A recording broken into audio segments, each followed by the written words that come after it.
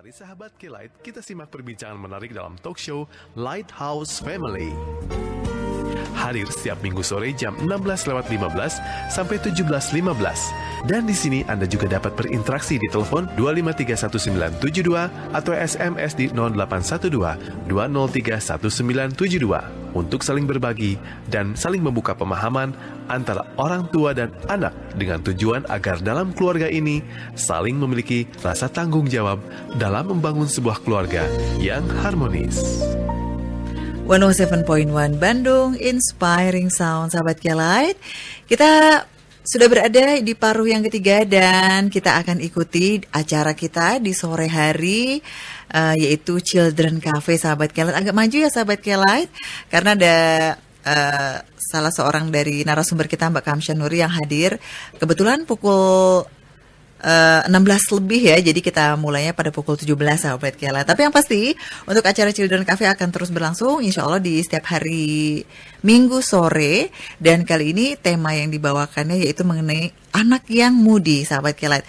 Mungkin buat Anda yang sering menyimak ya acara Children Cafe di K-Light FM, kita sudah sering membahas mengenai permasalahan-permasalahan anak, dan salah satunya akan kita bahas yaitu mengenai masalah anak yang moody. Dan juga ada narasumber kita ya. Selamat sore Mbak Kamsha Nuri. Selamat sore. Iya, Mbak Kamsha Nuri dari childrencafe.com ya. Kita di sore hari ini membawa tips yang cukup menarik ya mengatasi anak yang moody ini. Nah, ini biasanya anak yang moody ini anak yang sering uring-uringan kata orang ya. Sering ngambek, nggak parah ruguh gitu kata orang Sunda ya. Nah, dalam kesehariannya seorang anak memang menghadapi beragam situasi yang membuatnya merasakan warna-warni emosi. Bisa saja karena ia jatuh, takut ditinggal ibu, lelah atau mengantuk atau menginginkan mainan tertentu. Beberapa anak tampak lebih mudah ditenangkan, sedangkan yang lain menunjukkan warna emosi yang lebih kuat secara intensitas, durasi, dan dari seringnya emosi negatif muncul. Hal ini dipengaruhi oleh situasi yang dihadapinya, yaitu juga ada faktor biologis, yaitu temperamen, dan juga faktor pengasuhan orang tua ya. Ya, di sore hari ini tadi kita sudah kasih prolog nih ya mengenai ya berbagai macam faktor membuat anak moody. Kalau mungkin ada istilah juga anaknya tantrum gitu mungkin ya, Mbak Kamsha ya. Kita juga akan mengundang untuk sahabat kalian ikut berinteraktif di perbincangan kita dalam Children Cafe. Anda bisa ikut berinteraksi di perbincangan kita lewat nomor telepon 022 253 1972 atau SMS-nya boleh Anda pergunakan di nomor 081220311972. Karena juga ada ini ahli juga ya mengenai psikolog anak, yaitu ada Mbak Kamsha Nuri dari childrencafe.com. Kita mulai ya Mbak Kamsha ya? Ayo mari kita mulai. Oke. Gimana nih, sehat kabarnya? Kayaknya agak-agak serak gitu ya? Iya, ini lagi terserang batuk nih, terserang jadi batuk. agak kelamaan dikit ngomong gitu langsung pengen batuk. Pengen batuk ya. Jadi mungkin bisa kita jeda nanti ya. Bisa juga. Bisa ya. Atau mungkin nanti untuk Anda yang ingin bertanya, boleh Anda bisa bertanya untuk menjeda nih pertemuan kita ya bersama Mbak Nuri nih, Mbak Kamsha Nuri. Oke, Mbak Kamsha Nuri, sebelum kita membacakan cara mengatasinya, boleh nggak nih kita bicarakan dulu, wajar nggak anak-anak yang mudah berubah suasana hatinya ya? Karena memang anak-anak masih belajar ya, tapi kadang-kadang berubahnya tuh cepet banget gitu, cepet ngambek. Kadang-kadang orang tuanya juga ikut kesal gitu ya. Gimana nih Mbak? Memang wajar ya anak seperti itu? Ya, kalau dibilang wajar atau tidak, tentunya wajar ya, karena memang kemampuan anak untuk mengendalikan emosinya kan memang masih berkembang. Nah, dan itu ya terus dipelajari selama dia, ya sebetulnya sih sampai dia dewasa pun sebetulnya manusia masih mempelajari kemampuan untuk mengendalikan emosinya. Tetapi tentunya ada faktor-faktor yang membuat misalnya anak yang satu kelihatannya lebih tenang gitu, lebih friendly ketika diajak ngobrol dibandingin sama anak yang lain yang bisa jadi lebih sering mengalami bad mood gitu, atau emosi negatif. Nah, tadi seperti yang sudah disampaikan di prolog, ada ada faktor biologis ya. Jadi memang ada anak-anak yang dari bayi juga nggak diapa-apain, nggak nangis wae gitu misalnya, Oke, gitu ya. Terus juga ada faktor situasi, jadi kayak misalnya tadi yang anaknya pasti kan kita tahu nih kalau udah mau nangis jam-jam 1, jam 2 nih pasti ngantuk gitu ya. Kalau ibu-ibu pasti udah hafal ya. paham lah ya, udah paham clue-nya. Sama ada faktor pengasuhan orang tua. Jadi memang sudah diteliti gitu ya, anak-anak yang punya pengasuhan yang tadi ya melatih pengendalian itu akan jadi lebih friendly, akan jadi lebih mudah berteman, punya banyak teman dan juga punya kepercayaan diri yang tinggi. Jadi memang yang pertama wajar, tetapi ada ada faktor-faktor yang bisa membuat anak jadi tidak terlalu bad mood gitu ya, tidak terlalu sering mengalami emosi negatif, sehingga dia bisa mengatasi emosinya dan tetap bereksplorasi. Karena kebayang kalau anaknya bad moodnya sering banget, pasti eksplorasinya terhambat, belajarnya terhambat. Apalagi kalau usianya udah TK, terus dia seringan bad mood gitu, sering ngambek gitu, nggak mau belajar ya. Dan kalau tidak tadi ya, jadi memang kan ternyata kalau temperamen ya udahlah, udah dari sananya. Tetapi kan bukan berarti itu penerimaan saja gitu kan buat orang tua. Tetapi tadi di pola asuhnya inilah yang akan kita bahas pada talk show hari ini. Oke, nah nanti untuk pola-pola pengasuhan yang baik ini seperti apa nanti ya kita bahas, kita tahan dulu ya Mbak Nuri ya.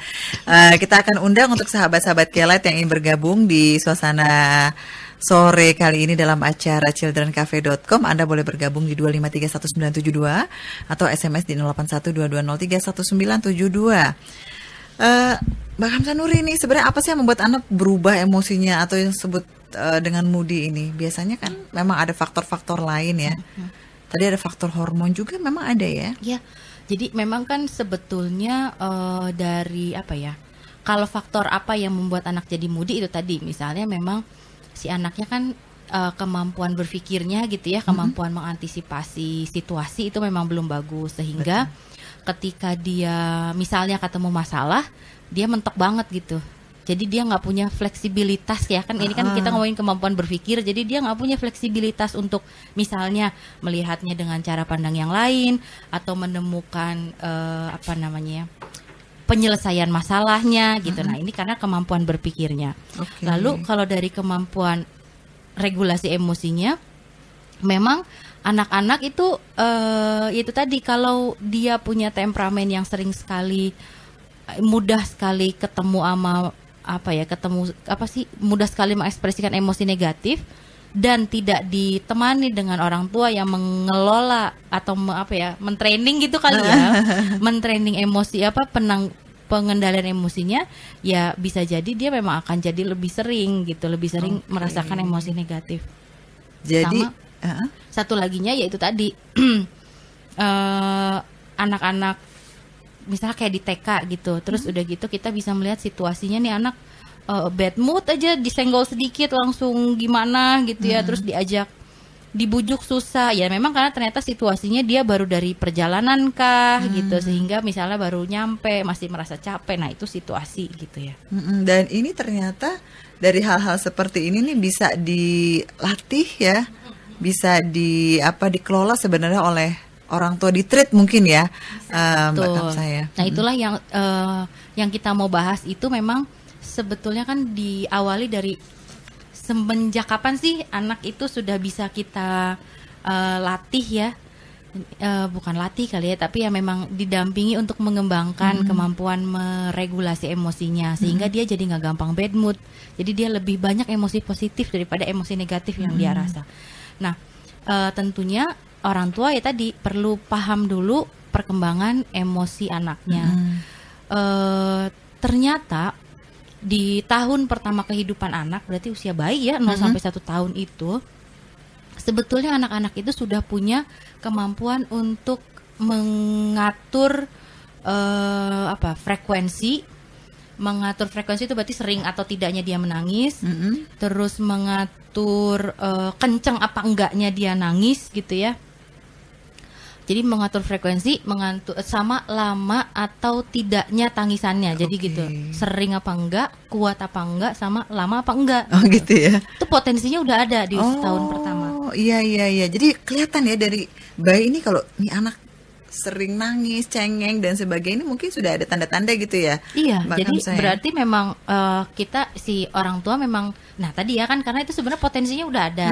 Nah tetapi sekarang peran orang tua tentunya karena itu masih potensi, harusnya orang tua tadi mengambil peran untuk mengajari anak untuk bisa mengelola si tadi intensitasnya, lamanya, sama seringnya. Nah itu gimana tuh kan? Nah itu nanti yang kita bahas ya. Nah jadi di setahun pertama kan kadang-kadang anak tuh memang keseringan menangis gitu ya. Terus tapi suka dengar nggak sih nggak boleh sering digendong misalnya. Oh iya, ada nah, gitu ya. Yang kayak gitu-gitu. Nah itu ternyata ya memang itu tadi karena memang di usia setahun pertama kehidupan itu anak sudah punya potensi untuk meregulasi ketika dia direspon dengan cepat ketika punya kebutuhan, ketika dia disayang, ketika dia merasakan yang namanya nyaman, abis menangisnya kelamaan sama abis menangis tidak terlalu lama, itu kan dia bisa ngebedain. Nah ketika itu dia bisa rasakan, nah itu ternyata akan mempengaruhi saraf-sarafnya dia, sehingga nanti juga akan mempengaruhi kemampuan dia mengendalikan emosi di masa yang akan datang, termasuk juga mengendalikan hormon stres yang akan dia rasakan, dan itu terjadinya di setahun pertama. Oke, jadi hubungannya dengan nangis lama dan tidak, kemudian orang tua ini harus sebaiknya gimana itu? Apakah harus menghentikan segera mungkin atau mendiamkan saja nih, Mbak Kamsa? Nah itu tadi karena sekarang kita sudah membahas ya bahwa di setahun pertama itu ternyata ada potensi untuk mengendalikan intensitas, durasi dan frekuensi. Ternyata di setahun pertama harusnya gitu ya kan, kadang nanti kalau keseringan nanti malah jadi manja, misalnya anak bayi didatengin terlalu sering nanti jadi manja. Nah sebetulnya malah sudah dibuktikan bahwa anak-anak yang selamat di 3 bulan pertama direspon nangisnya dengan cepat, itu dalam tahun pertamanya itu jadi berkurang frekuensi menangisnya. Jadi memang harus diberikan cepat, iya. Tanggapan cepat gitu. Betul, ya. Karena itu membuat anak jadi pede bahwa setiap saya nangis ada yang mendatangi gitu ya, ada yang memenuhi kebutuhannya, dan itu juga membuat anak jadi bisa mengantisipasi kalau saya nangis pasti akan ada yang memenuhi kebutuhan saya. Nah itu yang membuat dia merasa aman. Oke, jadi kita juga tidak boleh membiarkan bayi juga terlalu lama ya, gitu. Iya. Nangisnya didiemin, biarin aja, biar dia ngerti sebenarnya nggak baik juga gitu ya, Mbak. Juga, ya. Baik, sahabat Kela, silakan, kita masih mengundang Anda untuk bergabung di 2531972 atau SMS. Anda bisa ikut bergabung dalam acara Children Cafe yang diasuh oleh kelompok cerdas childrencafe.com ya. Tentunya setiap hari Minggu sore bisa Anda ikuti mulai pukul antara durasi pukul 16 sampai dengan pukul 17 ya, sahabat Kelight. Dan kita masih bergabung ya bersama childrencafe.com. Tentunya masih bersama Ibu Kamsa Nuri, seorang psikolog juga nih ya, dari yang treat ya masalah anak gitu ya. Oke, Mbak Kamsa, tadi ada juga anak yang tadi bad moody gitu ya, tapi juga ada anak yang friendly. Nah ini jadi anak yang friendly itu bisa dibentuk dari awal juga karena treatnya tadi, atau mungkin kita memberi perhatian mereka juga lebih ya, lebih cepat tanggap gitu terhadap mereka. Atau kita juga bisa mengajarkan anak kita untuk lebih friendly dengan lebih positif suasana hatinya ya. Iya, jadi memang tadi kan kelanjutan dari di setahun pertama. Jadi kalau anaknya jarang dipegang tentunya akan jadi lebih sering nangis. Kebayang kalau misalnya jadi lebih sering nangis, orang tuanya juga jadi lebih betean. Nah itu kan saling ya, dan gitu, itu jadi bukan hubungan yang baik untuk perkembangan emosi ke depannya. Tetapi ketika di 1 tahun ini orang tua sudah sangat responsif terhadap kebutuhan anak, lalu emosinya juga ditenangkan dengan tadi misalnya digendong, ditepuk, dibelai atau dialihkan dengan hal yang lain. Nah itu dia sudah tadi ya, saraf-sarafnya terbentuk dengan baik untuk mengendalikan emosi, dan dia juga jadi punya kemampuan untuk si otak punya kemampuan untuk menekan hormon stres. Itu di setahun pertama.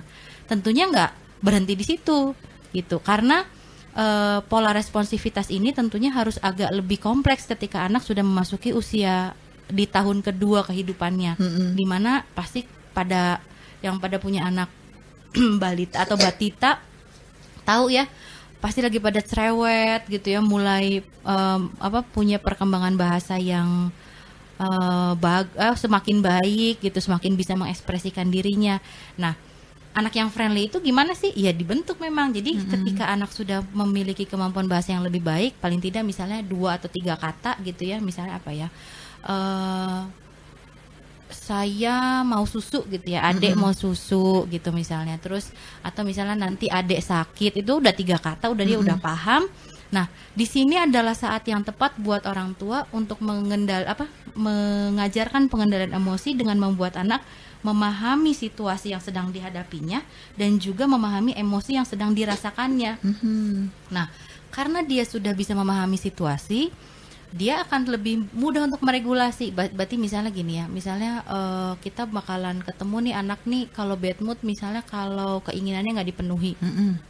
Nah, tetapi karena kita sudah sering mengajarkan bahwa nanti kalau misalnya misalnya yang sering bikin anak bad mood tuh kalau pengen mainan gitu ya. Tapi karena kita sudah bilang bahwa sekarang kita mau belinya misalnya beli obat gitu, atau sekarang ini kita mau beli pensil gitu. Jadi tidak membeli yang lain gitu. Nah, karena kita sudah membuat antisipasi itu pada anak sudah paham situasinya, ya dia bisa mengendalikan dirinya gitu. Dan karena dia tahu bahwa kalau dia nangis itu namanya sedih, dan sedih itu nggak enak, dia akan berupaya untuk tidak melakukan si emosi itu. Dan tentunya ketika dia senang, kita juga memberitahu, oh adek lagi senangnya karena lagi main ya gitu. Oh adek lagi senang ya karena habis makan es krim misalnya. Jadi kita juga bisa mengekspresikan juga nih Mbak Kamsa ya, situasi anak yang sedang dihadapi gitu ya. Begitu juga kalau anak lagi moody mungkin ya. Oke, kita akan kembali ya setelah lagu yang akan saya hadirkan. Kita masih membahas mengenai mengatasi anak yang moody setelah lagu yang akan hadir berikut ini.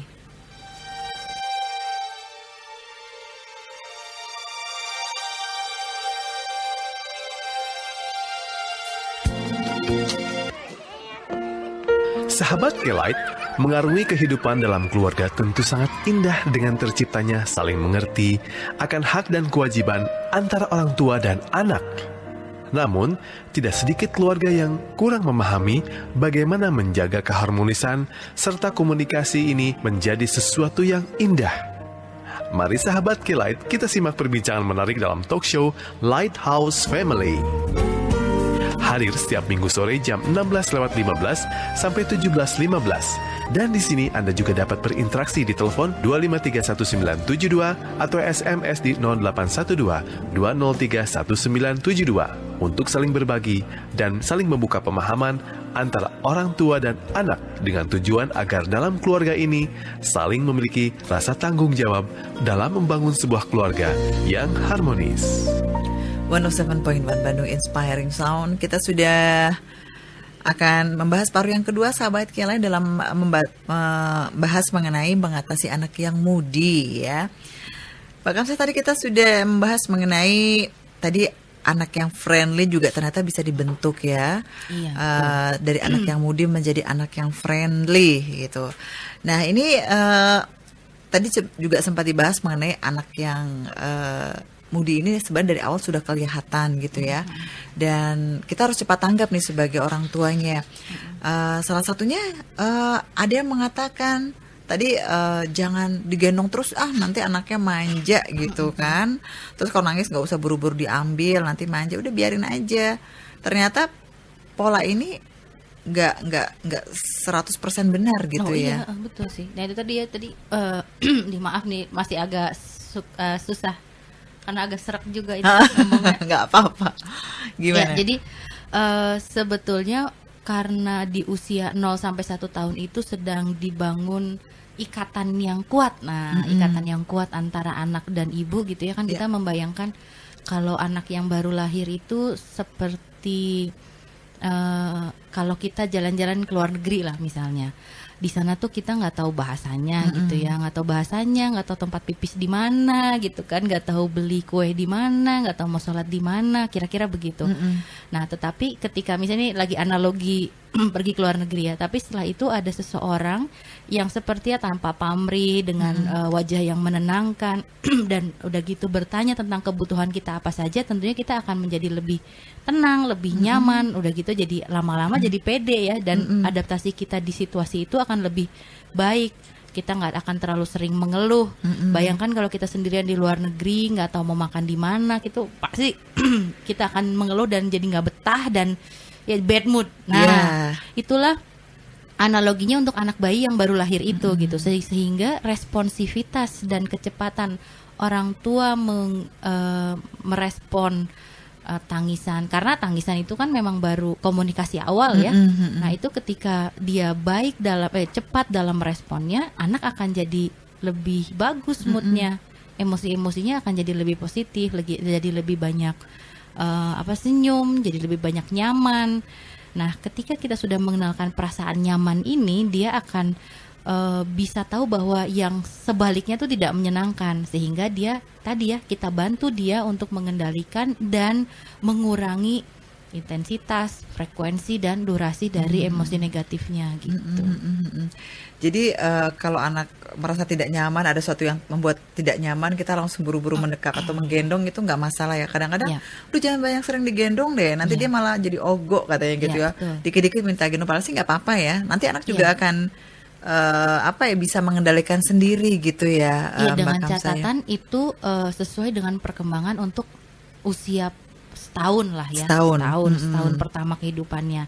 Tentunya tadi seperti yang sudah dibahas, ketika masuk ke usia 2 tahun, di mana perkembangan bahasanya sudah semakin baik dan anak-anak juga sudah lebih luas eksplorasinya, ya memang harus sudah ada strategi gitu.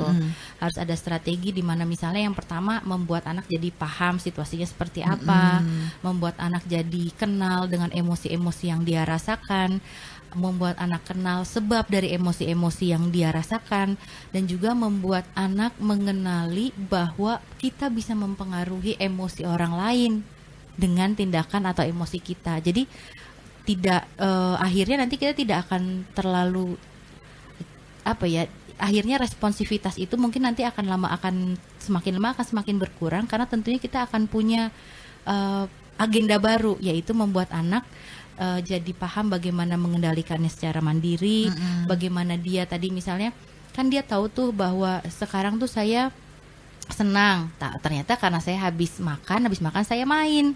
Nah, tetapi kalau misalnya tadi saya nggak makan, pasti orang tua saya akan marah. Nah, itu tuh kan perlu itu kan perlu penerapan aturan, tidak hanya responsivitas yang tadi langsung misalnya kalau anak pengen ini langsung diberi, itu kan udah nggak berlaku lagi gitu. Jadi itu di 2 tahun. Oke. Jadi kalau misalnya ada 2 tahun anak masih tantrum gitu ya, Mbak Kamsah, terus orang tuanya juga ikut uring-uringan, berarti di sini yang salah nih memang orang tuanya mungkin untuk pola pengasuhannya ya. Iya. Nah, jadi memang kan di usia 2 tahun itu karena mereka tadi ya perkembangan bahasa itu satu ciri yang bisa menjadi kesempatan buat orang tua untuk melatih pengendalian emosinya. Tetapi memang karena di usia 2 tahun ini kebayang ya anak udah bisa jalan dan mulai mau lari, itu kan memang eksplorasinya jadi luas. Dan karena dia juga secara emosi tadi masih belajar gitu ya, sehingga jadi akan sering menunjukkan emosi-emosi negatif, jadi maksa, merengek, berteriak. Jadi memang kalau di buku-buku tuh sering dibilangnya trouble 2 gitu ya. Nah, ini kan jadi kesempatan buat orang tua gimana nih caranya untuk mengatasi anak yang di usia segini tuh harusnya diapain gitu. Nah, tentunya ketika kejadian seperti ini, untuk yang kecil-kecil itu trik yang pertamanya adalah yang tentunya adalah menenangkan, ditemani dengan mengalihkan. Jadi kalau misalnya orang tua agak kesulitan, aduh gimana dong nih, dia kan seharusnya nggak boleh misalnya naik-naik kah, atau karena berbahaya. Nah itu tadi, tenangkan dia dengan misalnya diberikan pengalihan, apakah mainan, apakah menonton sesuatu, ataukah ya kegiatan lain yang intinya adalah mengalihkan si fokus anak gitu. Nah di sini kita akan bahas mengenai pola pengasuhannya ini seperti apa, yaitu tadi ya pola pengasuhannya itu yang memang kita harus memahami juga nih perkembangan anak dari usia-usia tertentu itu ya. Sehingga nanti respon kita sesuai dengan usianya. Jadi memang hasilnya itu ya sesuai gitu dengan yang kita inginkan. Oke. Boleh nggak nih orang tua sebagai orang tuanya berbicara dengan gaya bahasa orang dewasa gitu? Oh, ya, tentunya anaknya nggak ngerti ya. Tentunya anaknya nggak ngerti, terus udah gitu lari lagi. Oh gitu ya. Oke. Jadi memang harus memang harus sesuaikan juga dengan usia mereka gitu ya. Iya. Tapi dengan aturan juga aturan orang gede gitu ya maksudnya. Boleh nggak ini aturan orang tuanya gitu? Ya, itu dia. Aturan juga kan kalau misalnya memang kita mau memberikan konsekuensi, tentunya aturan dan konsekuensinya yang memang disiapkan untuk tadi mengelola emosi atau kan mengelola perilaku anak gitu ya. Nah, sekarang mungkin kita akan gimana sih orang tua tuh bisa menjadi, misalnya kita bilang pelatih atau guru untuk anak biar bisa mengendalikan emosinya. Nah, memang yang pertama itu adalah setiap orang tua tuh harus tahu sekarang nih emosi anaknya lagi seperti apa gitu. Jadi memang kita harus menjadi orang tua yang sensitif terhadap emosi anak, sehingga nanti kita bisa merespon emosinya dengan sesuai. Nah, emosi juga sebetulnya seringkali disalah kaprah gitu ya oleh orang tua, sehingga kalau nangis tuh kita jadi nggak tega, kalau marah kita jadi merasa kalah misalnya, sehingga itu membuat anak-anak jadi semakin sering bad mood gitu ya, semakin sering bertengkar sama temannya, terus semakin sering lari dari tugas sekolah misalnya begitu. Nah itu menurut saya adalah cara pandang dari orang tua yang mau jadi pelatih ini harus diubah gitu. Jadi orang tua harus bisa melihat bahwa situasi negatif, emosi negatif itu adalah kesempatan belajar yang baik buat anak. Jadi kalau misalnya anaknya teriak-teriak marah, ya dia bukannya harus diikuti gitu ya, tetapi dia memang direspon sehingga dia bisa melihat bahwa marah tuh bukan cara yang efektif untuk mendapatkan keinginannya dia gitu. Baik. Nah ini kita masih membahas ya, kita coba untuk kembali mengundang sahabat Kelet yang bergabung di perbincangan kita dalam Children Cafe. Oh kita juga akan infokan juga nih Mbak Kamsa ya, untuk para orang tua yang mempunyai masalah dengan anaknya. Ya, betul. Permasalahan tidak hanya mengenai anak yang mudi saja, tapi mungkin permasalahan mengenai perkembangan motorik anak gitu ya, perkembangan emosionalnya juga. Ini bisa kita kita bisa ceritakan, bisa kita carikan pemecahannya ya, di alamatnya bisa dilihat di Jadi Children bisa Cafe ya. Iya, di Facebook page itu silahkan nanti bisa berbagi di sana, bisa bertanya, atau misalnya ada yang ingin didiskusikan, silakan bisa post message-nya atau bisa juga inbox gitu. Oke. Alamatnya di Facebook page yaitu Children Cafe ya. Kalau di websitenya www.childrencafe.com ya. Ini biasanya kita buat orang tua yang mungkin tidak ingin ingin lebih privasi, lebih terjaga juga bisa langsung ya nanti membuat perjanjian appointment betul. Bersama para psikolog yang ada di childrencafe.com ya. Di sini juga nanti akan membahas lebih detail, lebih panjang mengenai permasalahan anak yang berkaitan dengan anak ya Mbak Kamsa ya. Baik, buat Anda yang bergabung di sore hari ini silakan bisa pergunakan line telepon kita 2531972 atau SMS-nya di 0812103197. Oke, kita masih ada waktu, kesempatan ya, kita bahas lagi nih mengenai situasi bad moodnya. Ini sebaiknya apa yang kita lakukan nih Mbak? Orang tua kadang-kadang bad mood banget gitu. Ya kadang-kadang orang tua juga ikut-ikut marah gitu ya. Ikut uring-uringan juga gitu. Iya. Nah, memang itu tadi seperti yang sudah dibahas tadi dua pertama gitu ya. Kita orang tua itu tadi harus sensitif sama warna emosi yang lagi dirasakan oleh anak, sehingga nanti kita responnya jadi tepat, dan juga harus punya pandangan bahwa memang situasi negatif atau emosi negatif itu malah kesempatan yang baik buat kita mengembangkan nilai-nilai positif atau emosi-emosi positif pada anak. Nah, kalau misalnya pas lagi gitu ya, pas lagi hari H-nya, moodnya lagi jelek gitu, yang perlu dilakukan tentunya yang pertama adalah dengan menenangkan. Kalau misalnya memang itu bentuknya emosi-emosi seperti takut gitu ya, atau kecewa atau gelisah, tentunya ditenangkan dan dijauhkan dari yang mengancamnya.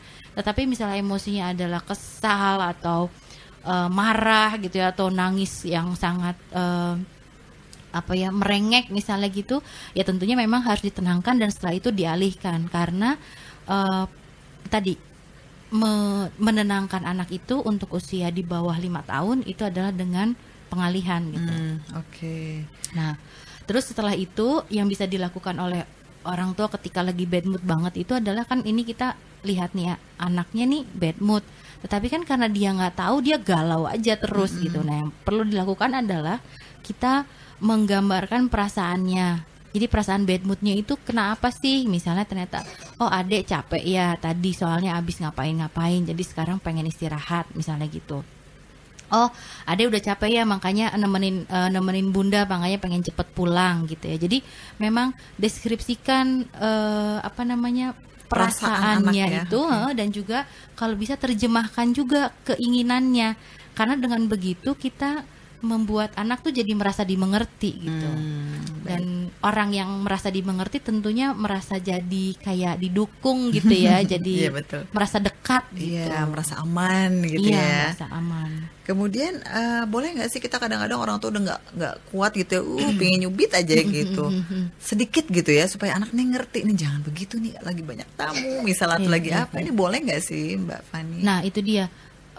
Kalau yang pernah coba, tentunya ketika menggunakan tekanan gitu ya, kita berusaha untuk mengendalikan dengan tekanan, biasanya anaknya malah tambah berat emosi negatifnya, jadi tambah berat ekspresinya gitu ya. Jadi memang setelah tadi kita terima situasi dia, kita tunjukkan bahwa kita mengerti, hindari perasaan ingin mengendalikan anaknya gitu, dengan mencubit, dengan memarahi, atau dengan meneriaki gitu misalnya. Nanti dulu, tunggu apa? Nah itu kan akhirnya itu menggagalkan hubungan yang tadi udah bagus ya. Tadi kan anaknya udah merasa dimengerti, iya capek pengen pulang misalnya gitu.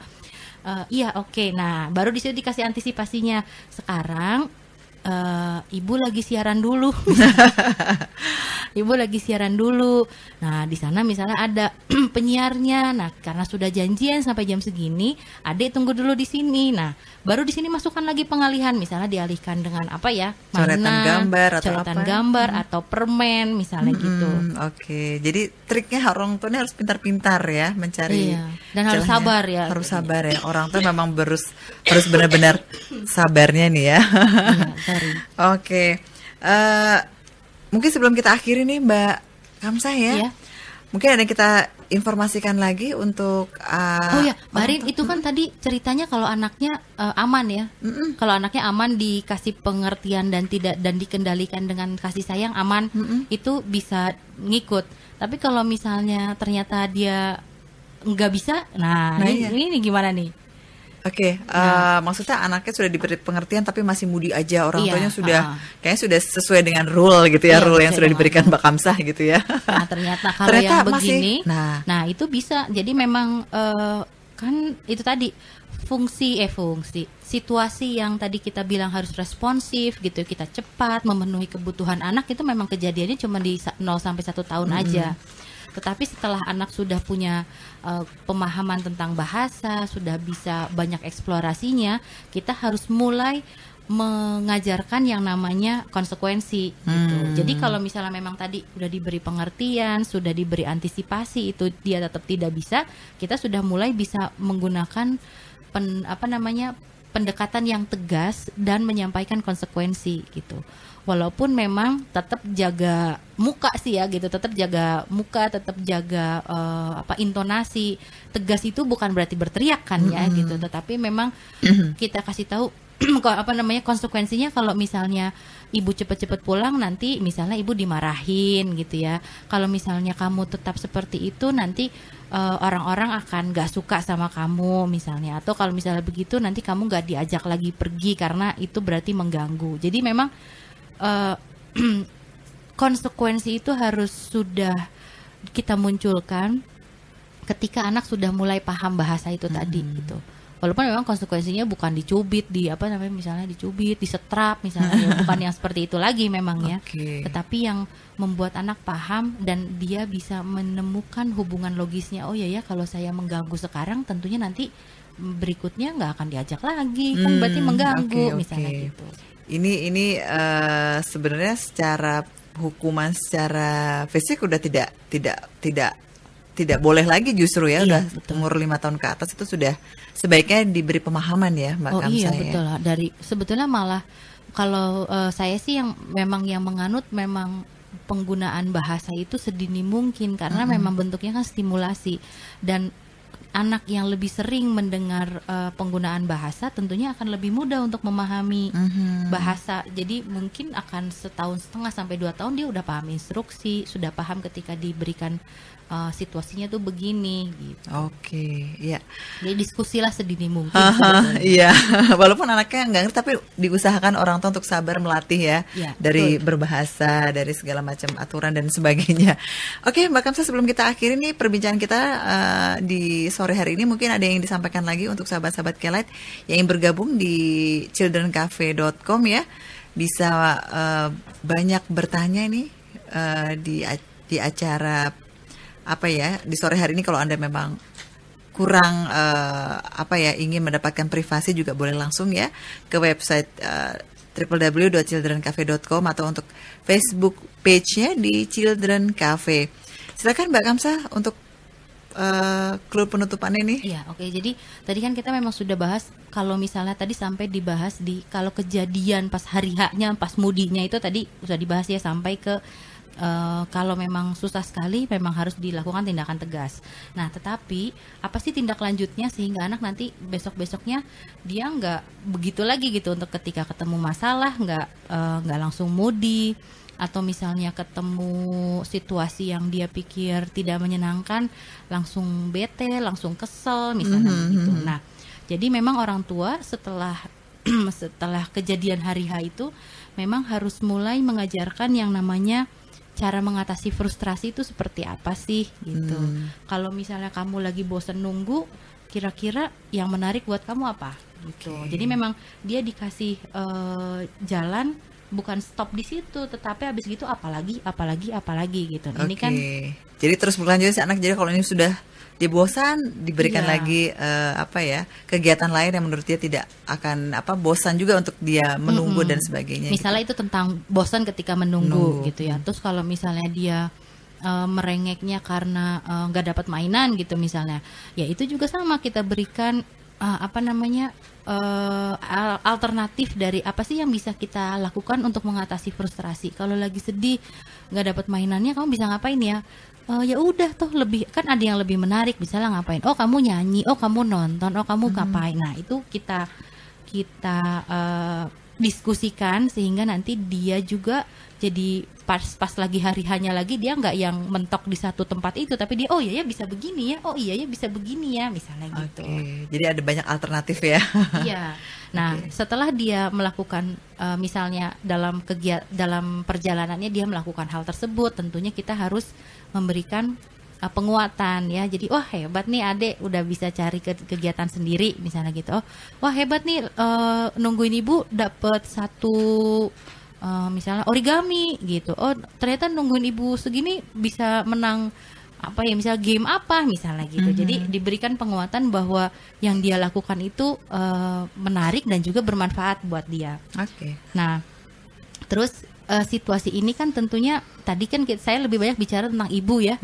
Nah tentunya karena ini berhubungan dengan emosi anak dan anak banyak ketemu dengan orang dewasa lain dalam kehidupannya, tentunya bagikan strategi-strategi ini kepada ayahnya. kepada misalnya diasuh nenek atau kakek, berarti nenek kakek juga diajak untuk melakukan hal yang sama gitu, sehingga respon kita kepada anak itu akan terus mengembangkan pengendalian emosinya dan membuat anak menghindari bad mood setiap saat gitu.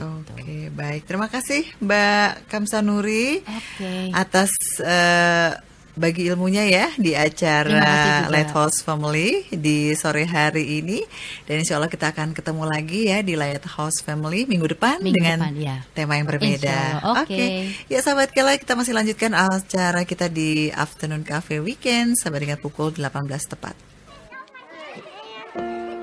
Sahabat Kelite, mengarungi kehidupan dalam keluarga tentu sangat indah dengan terciptanya saling mengerti akan hak dan kewajiban antara orang tua dan anak. Namun, tidak sedikit keluarga yang kurang memahami bagaimana menjaga keharmonisan serta komunikasi ini menjadi sesuatu yang indah.